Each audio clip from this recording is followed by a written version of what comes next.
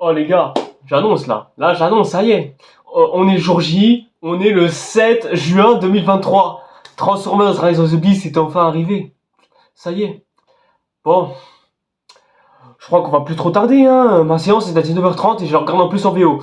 Ouais, parce que Mister V, hein, je t'aime bien, mais quand tu fais des vidéos YouTube et quand tu fais de la musique, quand tu doubles un de mes persos préférés, c'est non. Enfin bref, on va pas plus tergiverser que ça. On se retrouve à ma séance. Allez, à tout à l'heure les mecs. Pépère. Fais 22 sur le terre. Sa mère vient pas lécher, on t'empêche ma main sur ta fesse. La merde c'est la haine, c'est la tèche, on empêche non m'encaisse. Écarter les puces, elle végéta, encule, celle pas de glace, sur plus faible, madame, vraiment rusée. La rage dans la fusée, on reçoit l'accusé de la cave, je suis comme Zeus, ma puce. Viens montrer ma puissance, c'est la pétasse, tu sens que ça passe, petit pont entre les jambes, charbon dans tous les sens, la haine puis la naissance, hella. Ça y est les gars, 4 ans qu'on n'a plus eu de film et ça fait encore aujourd'hui 2 ans que nous avons attendu d'avoir enfin ce film. Avec les problèmes qu'il y a eu liés au Covid, etc. Bon, vous le savez, on y est. Ça y est les gars, on y est enfin. On a vu Transformers Rise of the Beast. Celle-là. Bonsoir, bonjour tout le monde, c'est les satires comme d'habitude, hein, je pense que vous connaissez la chanson à force, hein, voilà. Donc du coup bref, là cette fois-ci, on se retrouve enfin. Ça y est, après tout ce temps d'attente, on va enfin pouvoir en parler. La préséance que je rêve de faire depuis très longtemps, à savoir Transformers Rise of the Beast. Mais bon, vous l'attendiez depuis longtemps cette vidéo, moi-même je l'attendais certainement plus que vous. Et aujourd'hui la voici, elle est là. J'aurais bien aimé pouvoir vous montrer ma place de cinéma, mais bon, elle a juste été embarquée dans ma chemise, qui a été embarquée dans la machine à laver. Ouais, c'est triste hein, comment cette place partira en fumée. Mais pas la séance que j'aurais vécue. Bon déjà ça nous raconte quoi me direz-vous? Eh bien Transformers Rise of the Beast nous raconte l'histoire de 3 factions. À savoir que nous avons les Maximals, les Autobots et les Predacons. Les Autobots, bon c'est la team des gentils hein, que vous connaissez sûrement, qui sont arrivés sur Terre malencontreusement après avoir fui une guerre lointaine qui se trouvait sur Cybertron et qui souhaitent rentrer chez eux. Ensuite on a d'un côté les Maximals qui souhaitent protéger un artefact spécial qui sont recherchés par les antagonistes du film, à savoir les Terrorcogs, des envoyés d'Unicron qui veut détruire le multivers et pour ça il a besoin de ce mystique objet que les Maximals protègent. Et dans le lot nous avons aussi 2 humains embarqués dans l'histoire malgré eux, à savoir Noah Diaz, hein, joué par Anthony Ramos, et la meuf de Elena ou je sais pas quoi, enfin la meuf qui les accompagne. Là, c'est bon, voilà, c'est bon, enfin, voilà comment on fait un film Transformers. Voilà, ça y est. Et il aura fallu 15 ans pour qu'enfin vous puissiez enfin comprendre le mode d'emploi. Ça fait plaisir d'avoir enfin des réalisateurs, producteurs et scénaristes qui savent ce qu'ils adaptent et qui savent ce qu'ils écrivent surtout. Je pense que vous avez compris. Ok, c'est pas plus impactant que le premier opus parce que oui, hein, je pense qu'on aura souvent cette attache par rapport au premier opus sorti il y a 15 ans par Michael Bay, de se dire qu'il n'aura pas été plus percutant que ce dernier. Mais quand même, ça fait quand même du bien de se dire que c'est un film Transformers qui restera réussi malgré tout. Parce que je vais pas vous mentir qu'en sortant de la salle, j'ai eu un petit arrière-goût de déception quand même. Mais ce petit arrière-goût est vite passé parce que en même temps, j'avais beaucoup trop d'attentes envers ce film. Hein, et c'est normal en même temps, moi qui suis fan de Transformers et qui a attendu ce film depuis si longtemps, c'est normal que quand tu attends quelque chose, tu en attends énormément, tu en attends même trop. Et souvent, tes attentes peuvent dépasser jusqu'à même la qualité du film. Et c'est normal, t'en es déçu. Mais bon, cet arrière-goût étant passé, honnêtement, ça fait du bien. C'est de se dire que qu'on a enfin le film Transformers qu'on méritait depuis longtemps. Pour moi, ce film est une grande réussite parce que c'est enfin un film non seulement qui se veut mature, et surtout qui est un film Transformers avant tout. Un film qui se base surtout sur la licence Transformers. Parce que voilà, je sais pas si je parle français pour beaucoup d'entre vous, mais ok, ce film-là ne sera pas plus percutant que les films du Bayverse. Mais bon, qu'on le veuille ou non, ce film restera plus parfait que tous ces films-là. Et c'est pas parce qu'il y a un personnage qui fait le con, pas parce qu'il y a d'autres personnages qui font les cons, pas parce qu'il y a de l'humour malsain, pas parce qu'il y a des meufs avec des gros culs et des gros seins, pas parce qu'Optimus coupe des têtes, pas parce que Bumblebee décide de faire le con avec les autres Autobots ou que les Decepticons crient à gré, je suis méchant, tout ça. Non, tout simplement parce que les personnages sont matures et bien écrits, et aussi que les Autobots sont des personnages. Enfin, j'ai attendu ça depuis Depuis le tout premier Transformers de Michael Bay, pour vous dire. Alors certes, les effets spéciaux ne seront pas aussi réussis et aussi impactants, parce qu'à un moment donné, enfin à quelques moments donnés même, j'ai senti un petit peu qu'il y avait des images de synthèse qui dépassaient, qui se faisaient remarquer et tout ça. Mais bon, là on en est à la même problématique que Disney, c'est à savoir les remakes Disney. Soit on fait un remake réaliste où tout est vrai, tout semble réel, et du coup t'as aucune émotion impactante envers chaque personnage, ou soit tu fais un truc avec des personnages expressifs et qui transmettent des émotions, au risque d'être mal fait et où on remarque 2-3 images de synthèse. Du coup, entre les deux, vous choisissez quoi? Est-ce qu'on fait un film lisse avec des personnages plats et qui essaient d'être tellement réalistes qu'ils en sont moches? Ou bien est-ce qu'on fait des personnages avec de belles expressions faciales et surtout, même s'ils ressemblent à des images de synthèse moches, au moins ils transmettent des émotions? Aussi, il faut qu'on parle de la doublure, sachant que j'ai vu le film en VO, et en plus en 3D qui plus est. Donc ouais, du coup, j'ai pas profité de la VF de Mr. V et de Dorothée non plus. Bon, Mr. V, hein, en même temps c'est un petit peu normal, hein, je préfère le voir rapper ou faire des vidéos YouTube que, doubler un de mes personnages préférés. Et en ce qui concerne Dorothée, ouais, c'était plus pour boucler la boucle, mais avouez les gars, c'est juste du fanservice, hein, c'est juste là pour faire plaisir, quoi. Aussi, dans le générique de fin, il y a MC Solar qui fait un T-Slam, hein, voilà, tranquille, c'est sympatoche. Bon, j'aurais peut-être vu mieux comme titre de sa part, hein, mais bon.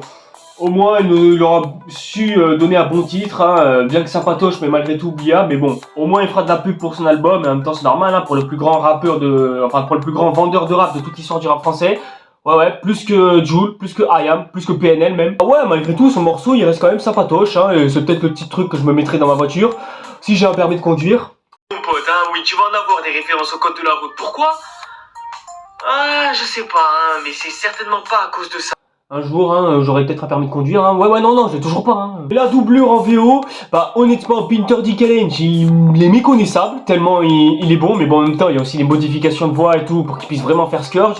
Et franchement, ouais, il est excellent, sa doublure est vachement excellente et très iconique, hein. C'est clairement un personnage dont je risque de pas mal me souvenir, hein, et pas seulement au niveau du visage, mais aussi au niveau de la carrure qu'il impose au travers de sa voix, et ça fait plaisir.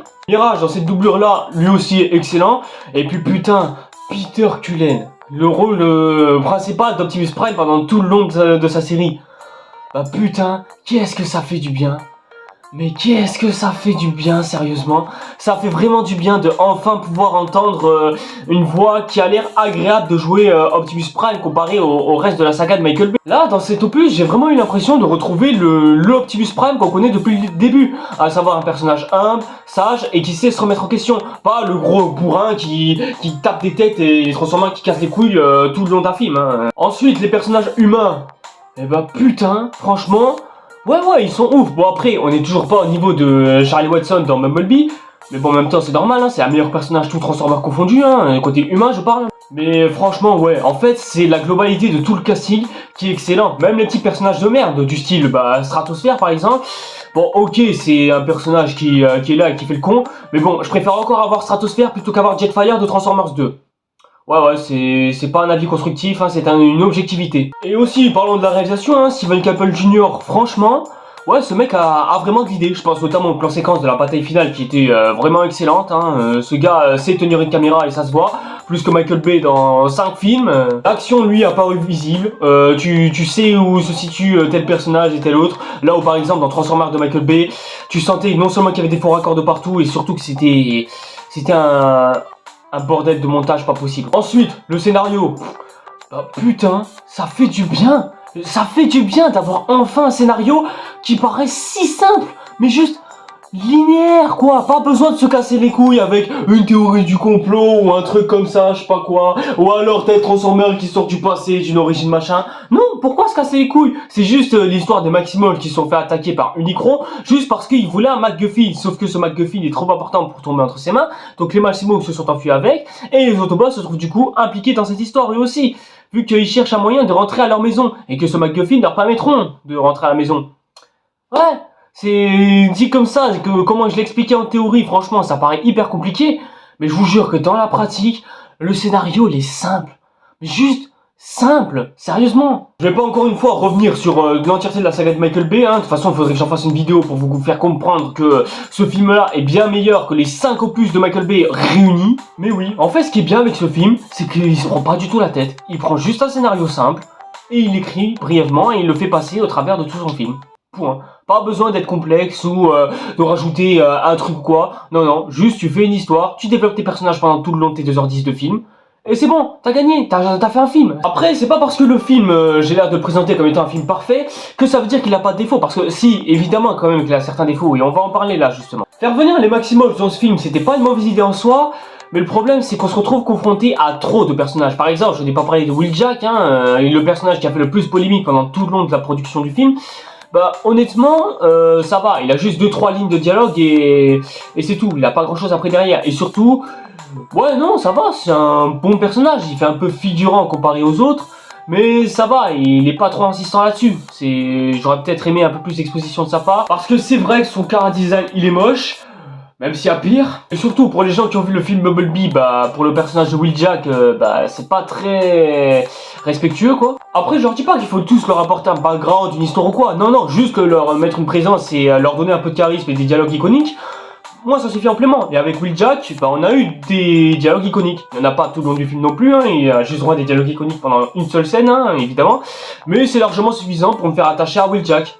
Bien plus que par exemple tous les personnages de Michael Bay. D'ailleurs Michael, je sais que je fais que parler de toi, mais franchement mec, je sais pas du tout ce que tu fais à la production. Franchement mec, je sais pas ce que tu viens foutre là, mais voilà, je sais que t'en as marre des robots, donc voilà, c'est bon, tu peux leur dire de te casser. Je sais que tu gagnes des bénéfices grâce au film. Mais c'est bon mec, on s'est quitté, tu peux te casser si t'aimes pas les films que les autres font, c'est bon. Mais sinon, à part Will Jack, bah les autres personnages ne sont pas si oubliables que ça, mais je trouve que certains font trop pas le figure. Par exemple, je pense à Rhinox. Franchement mec, on t'a vu à quelques reprises dans les bandes annonces et on s'attendait à toi à plus de présence. Mais voilà, t'as une ligne de dialogue, je sais pas ce que t'as foutu pendant le long du film, mais... Voilà, après pour Bumblebee c'est quasiment pareil, mais bon, Bumblebee, lui encore il a une excuse, il a son propre film à lui tout seul, donc le problème c'est que moi je trouve qu'il y a trop de personnages, surtout par rapport aux protagonistes, surtout, parce que les antagonistes ça va, il y en a que 3, en plus d'Unicron. Couplé à ça, aux 2 personnages principaux humains, sachant qu'ils ont des personnages secondaires de leur côté, avec les Autobots qui sont 5 entre Optimus, Bumblebee, Mirage, Will Jack et Arcee. Et j'ai oublié Stratosphère en plus. Avec les Maximols du côté de Optimus Primal, Razor, Cheetor et Rhinox. Ça fait beaucoup là, non? On est à quoi? 12, 13 personnages principaux rien que dans ce film. Donc ouais, là déjà il y a très peu de place juste pour un camp. Alors il y a des personnages qui font des trucs de fou dans ce film, ça je dis pas. Mais le problème c'est que non, il y en a beaucoup trop. Je trouve que 12 à 13 personnages dans ce long métrage là, qui fait en plus de ça 2h10 et qui inclut en plus de ça les antagonistes et Unicron surtout, qui est le deuxième personnage le plus important de toutes les licences Transformers. Ouais, pour moi ça fait trop, même si certains ont un background et sont très intéressants, et il arrive quand même, le scénariste arrive à développer chacun des personnages, à leur donner un background quand même, ça va.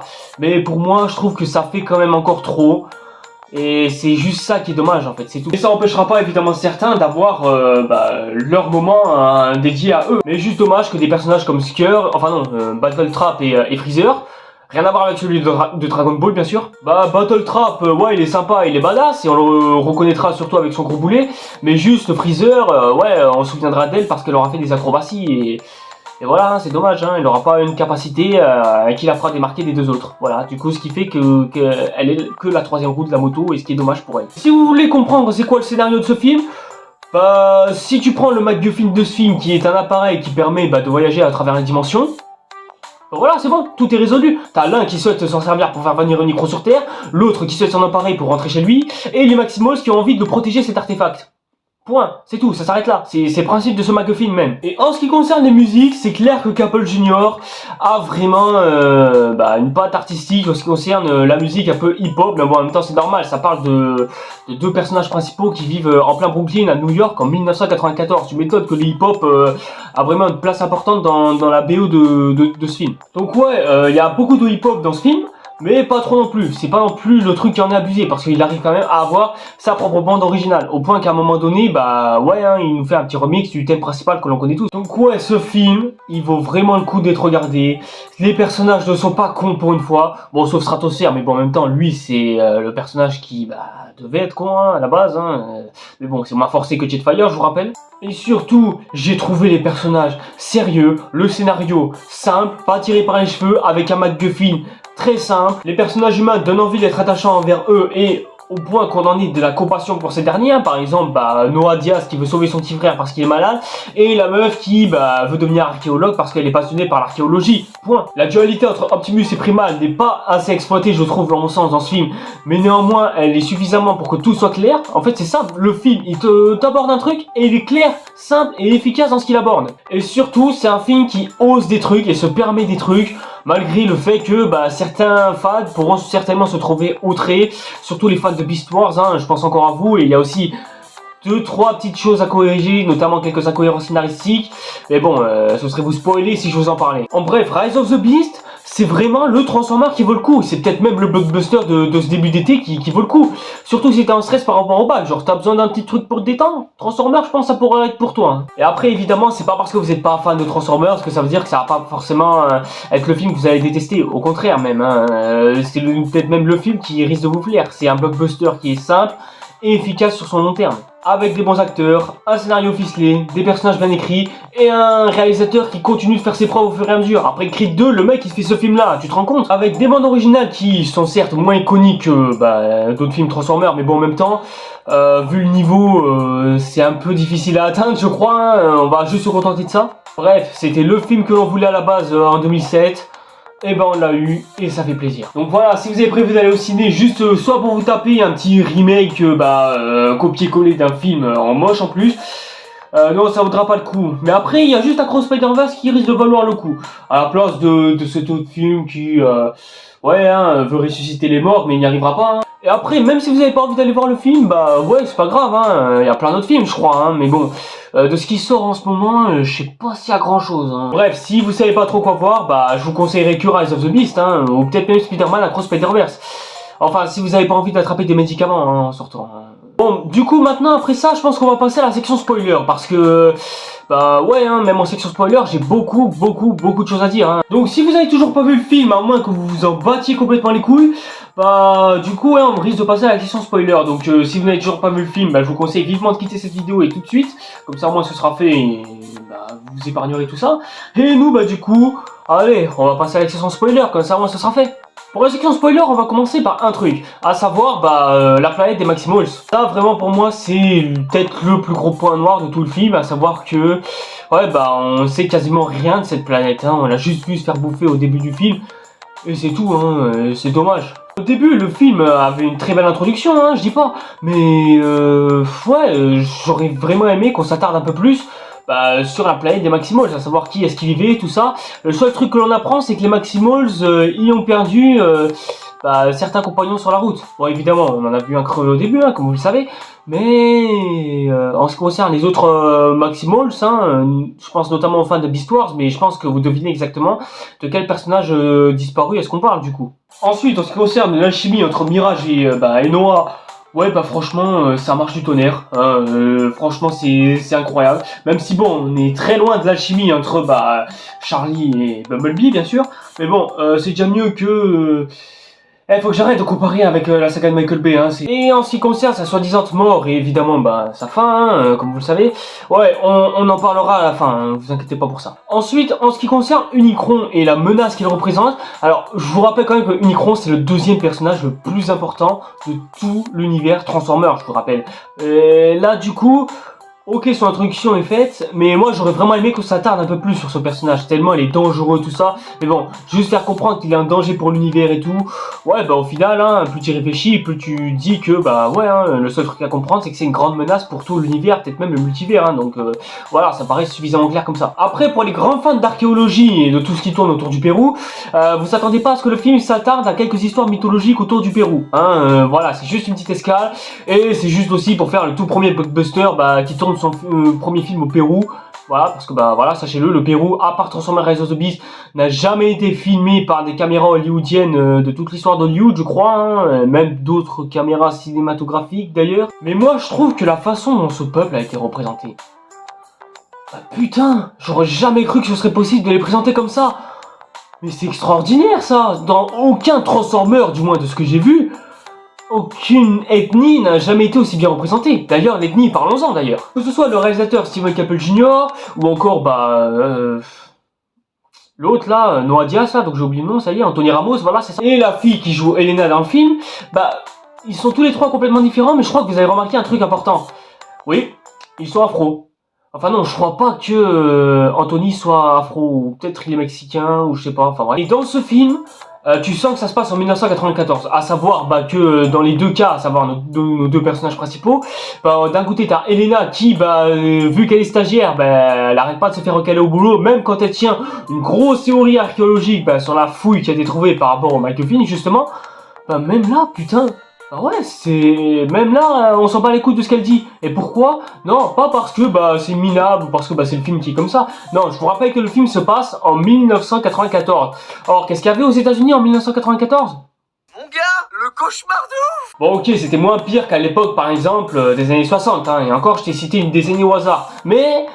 même en 94, ça montre qu'ils étaient quand même pas très respectés, surtout lorsque Noah se fait persécuter alors qu'il s'est soi-disant fait embaucher. Surtout qu'en plus son entrepreneur il était blanc. Est-ce que c'est un hasard ou une coïncidence? Venant de son réalisateur et de l'époque dans laquelle le film se passe, non, je ne crois pas. Le seul moment où ces deux personnages ont vraiment une reconnaissance de la part de leur fréquentation, c'est que quand ils ont accompli un bon acte. Parce qu'il faut bien comprendre une chose, quand tu étais aux États-Unis dans les années 90 et surtout que tu étais noir, fallait bien que tu montres ce dont tu étais capable sur le terrain. Et si c'était pas le cas alors que tu avais la peau noire, t'avais l'occasion de te faire recaler au boulot alors que la journée d'hier on t'avait embauché. Ouais, c'était cruel à ce point-là d'être noir en Amérique dans les années 90. C'est pour ça que l'on félicite Elena parce qu'elle a trouvé un nouveau site archéologique, tout simplement parce que elle a accompli un gros exploit et qu'elle commence à être connue à travers le monde. Et que si des gens découvraient qu'on persécutait quelqu'un juste parce qu'elle avait fait la découverte du siècle, ouais, tu vois où je veux en venir, hein. Quand tu vois à la fin du film Noah enfin se faire embaucher dans un emploi qui est du secteur 7, oui, c'est le secteur 7, j'en mettrai ma main à couper même, je vous montrerai même une vidéo où je me coupe la main. Et c'est tout simplement parce que le secteur 7 est au courant de ses actions. Sinon, déjà il prêterait pas attention sur lui. Mais bon, en même temps, vu ce que fait le secteur 7, c'est quasiment normal, hein. Et surtout, les gens, dès qu'ils voient que t'as enfin fait un bel acte digne d'un blanc, ouais, tout le monde s'en bat les couilles que tu sois noir, hein. Donc voilà, ça représente plus ou moins la communauté noire dans ce film. Mais ça insiste pas trop là-dessus. Et en soi, ouais, c'est quasiment une bonne chose. On n'est pas là pour voir... le Black Lives Matter en action dès les années 90, hein. Donc voilà, là on représente pas les noirs juste parce que voilà, hein, ils aiment bien le hip hop ou quoi. Non, on arrive à les représenter et surtout on montre la façon dont ils sont vus à la société. Et rien que le fait que le film n'insiste pas dessus parce que ils ont d'autres problèmes à régler, moi j'ai trouvé ça certes subtil mais très efficace. Et évidemment que ça fait du bien de voir enfin Optimus un peu plus apaisé, un peu plus tranquille et échanger avec son alter ego Optimus Primal pour trouver plus ou moins un terrain d'entente, à savoir deux chefs de guerre qui ont vécu chacun leur chemin de leur côté et qui ont chacun du vécu et qui Prime se fait raisonner par Primal parce que il sait très bien qu'à un moment donné il faudra choisir de protéger des vies avant tout plutôt que d'avoir à songer à mettre à terme à une guerre qui dure depuis très longtemps. Aussi, il faut quand même qu'on parle des morts, parce que là j'avoue c'est vraiment la grosse claque que j'ai reçue de la part du film, c'est que c'est un film qui a osé sacrifier des personnages. C'est fort, hein. Je trouvais ça au départ dommage de sacrifier Eraser comme ça, mais bon, en même temps c'est le fan de Transformers qui a parlé, hein. J'ai peut-être pas vu Beastwars, mais j'ai vu War for Cybertron, hein. Et j'avoue quand même que ça m'a fait quelque chose de voir que Cheetor a été tué, malgré le fait qu'elle n'a pas été ressuscitée, pareil que pour Bumblebee qui lui l'a été, hein, à se demander pourquoi. Ce qui fait que du coup, on ne verra jamais le mode robot de Cheetor en action live, dommage. Mais attendez, du coup, il y a une question que je me pose à propos des transformations des Maxi. Les mecs, on les voit se transformer une fois dans la bataille finale, et après ils retrouvent corps et âme leur forme d'animal. C'est normal que ça titille que maintenant ou... Aussi, pour ceux qui se posent la question à savoir comment ça se fait que Noah Diaz est capable de manipuler un appareil au point de devenir un transformer hyper high-tech. Ouais, bonne question. Transformers Prime aussi a fait, pourquoi vous vous en plaignez pas là? Et puis d'ailleurs tant mieux, pourquoi faire un humain alors que le gars il va rien faire face à des robots qui font la taille de... la taille de quoi? Il mesure combien déjà les Transformers de base? Scourge lui aussi est très iconique, un antagoniste très bon. Ok, c'est un méchant qui fait gré, mais bon en même temps c'est même pas censé être le méchant principal de toute la saga, c'est juste censé être un méchant qui est censé faire le porte-flingue, hein, et pourtant il reste malgré tout très iconique. Mais bon après en même temps quand tu t'appelles Peter Dinklage et que tu regardes le CV qu'il a, en même temps c'est normal hein, d'iconiser un antagoniste comme celui-là. En revanche, la voix d'Unicron, elle est excellente, hein, même si elle n'est pas très parfaite non plus, parce que bah, selon moi, je pense qu'on a vu un peu mieux. Mais bon, ouais, franchement, elle est iconique et elle est imposante, hein, surtout pour un personnage venant d'Unicron. En même temps, fallait pas se couper là. Bien, maintenant les gars, parlons un petit peu de la scène post-générique, parce que je pense qu'elle va être amusante à détailler. Comme vous l'avez vu dans le film, Mirage est mort. Ouais, bah c'est triste, sauf que le problème, bah, c'est que bah, Noah arrive à réparer sa soi-disant Porsche, et surprise, il s'agissait bel et bien de Mirage. Qu'est-ce qui s'est passé? Déjà, retenons son nom, Mirage. Je vous rappelle que c'est un maître illusionniste, comme il nous l'a d'ailleurs montré à plusieurs reprises dans son film, donc c'est normal. Du coup, ça voudrait dire que Mirage aurait transféré une partie de son corps dans le gadget qu'il a injecté à Noah, ou bien est-ce que Mirage est réellement mort, mais a laissé une partie de sa conscience à l'intérieur de l'appareil que Noah lui a donné. Parce que qu'on le veuille ou non, Noah a réussi à bricoler sa Porsche à partir de l'appareil que Mirage lui a donné, qu'on le veuille ou non. Donc du coup, est-ce que Mirage était-il réellement en vie ou bien ouais, bah du coup, malgré ça, on sait pas parce que on a supposé lors du climax final que Mirage était mort et ça aurait peut-être été pas plus mal, mais bon, au final, je vois pas trop ce que ça entache au film, finalement. Donc au final, pour conclure cette longue après-séance, qui est certainement la plus longue de toute la chaîne, et bah ouais, je maintiens absolument tout ce que j'ai dit dans cette après-séance. Le film était génial. Il est excellent, c'est pas le film de l'été, et c'est pas non plus le film de l'année, mais quoi qu'il arrive, ça fait du bien d'avoir enfin un film qui est capable de se ressaisir et qui est capable de se montrer comme étant un vrai film, et surtout pas un film qui est là pour caser 20 000 références à Beastars ou Transformers Prime ou Animated ou je sais pas quelle connerie, n'est-ce pas Mario Bros? Non, c'est un film complet qui met en avant ses personnages, met en avant cette gamme de jouets, parce que je vous rappelle, Transformers c'est fait pour vendre des jouets, donc autant que les personnages soient iconiques. Et surtout, c'est pas un film qui va s'embêter à être une continuité de ce qu'a fait Michael Bay précédemment. Et surtout, c'est pas une suite, hein, je le rappelle, hein, au cas où vous n'auriez pas vu cette vidéo. Mais ouais, et en plus, Scourge, à un moment donné, il est démasqué.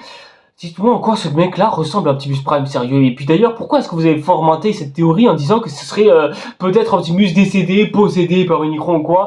Non mec, tu dis juste ça pour faire intéressant et parce que t'as envie d'avoir un avis qui t'appartient qu'à toi.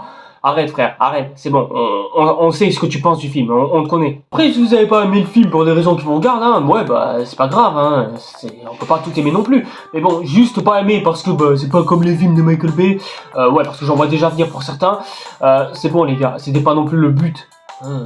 Si tu t'attendais à ça, t'as les films de Michael Bay en fait, pourquoi se prendre la tête? Après vous allez me dire, ah c'est bon, c'est fini les vidéos Transformers, on va pouvoir passer à autre chose.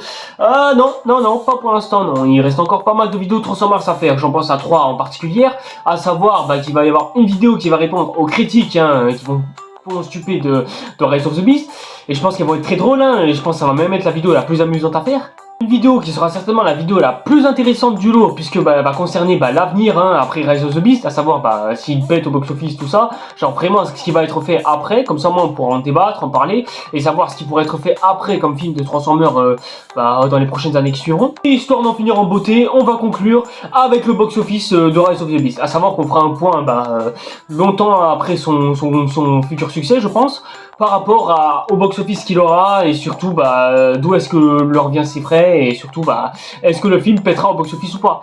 Ce qui pour l'instant on n'est pas sûr de savoir si ce sera le cas, mais bon, il commence déjà à rencontrer un succès critique positif chez pas mal de spectateurs. Donc déjà, à mon sens, là on est plutôt bien parti pour avoir un box-office assez précis. Enfin bref, avec ces vidéos là, on verra comment Rise of the Beast s'en sort. En attendant, je pense qu'on aura de quoi faire. Et puis de toute façon, ce film, je pense qu'il a plus de chances de réussir par exemple que The Flash. Surtout qu'en plus de ça, le film a l'air de beaucoup insister sur ses nombres de bandes annonces et d'affiches. Et ça me rappelle déjà un film, d'ailleurs. Après, je peux me tromper, Bon, du coup, on passe enfin à la note. Quelle note je vais attribuer à ce film? Bonne question, mais je pense qu'un bon 85% devrait s'imposer pour ce film. C'est un film complet, qui développe ses personnages, et qui n'est pas prise de tête du tout, qui a un scénario simple et clair, avec des personnages qui sont bien écrits et bien exploités, malgré quelques figurants en trop, et aussi, les acteurs sont très bons. Bref, c'est un film comme on en voulait en voir, et surtout si c'est un Transformers, Voilà, c'est encore plus prodigieux. Surtout si en plus de ça, t'as fait 5 autres tentatives ratées derrière. Enfin voilà quoi. Un bon 85% pour un film comme celui-ci, c'est amplement mérité. Et ça se mérite. Et ça se fait même, je veux dire. C'est pas non plus le film de l'année, mais en même temps, c'était pas le but en fait. Hein. Le but, c'était pas non plus de sortir Avatar quoi. Non, le but, c'était juste de faire un simple blockbuster avec des personnages faits pour vendre des jouets. Point. Et ça a été fait d'une belle manière. Avec une référence en G.I. Joe en plus, mais bon ça, ouais non, ça c'est une autre histoire. Hein. Bon, voilà les gens, c'est tout pour cette vidéo. Merci à toutes et à tous de l'avoir suivi, et aussi d'avoir suivi un petit peu la hype à mes côtés, parce que j'avais pas trop envie d'être tout seul non plus, et ça fait vachement plaisir. Si la vidéo vous a plu, comme d'habitude, n'hésitez pas à liker, à commenter, etc. N'hésitez pas aussi, comme d'habitude, à me suivre sur les réseaux sociaux, ça me fera toujours plaisir. Et aussi à vous abonner à la chaîne et activer la petite cloche pour être au courant des prochaines nouveautés qui viennent. Nous en attendant, on se retrouve pour une prochaine vidéo. Allez, c'était Ressatire. Ciao les gars. C'est trop sale, t'as fait trop de sale. C'est dommage, car j'étais un bon gars, mais je suis devenu un bon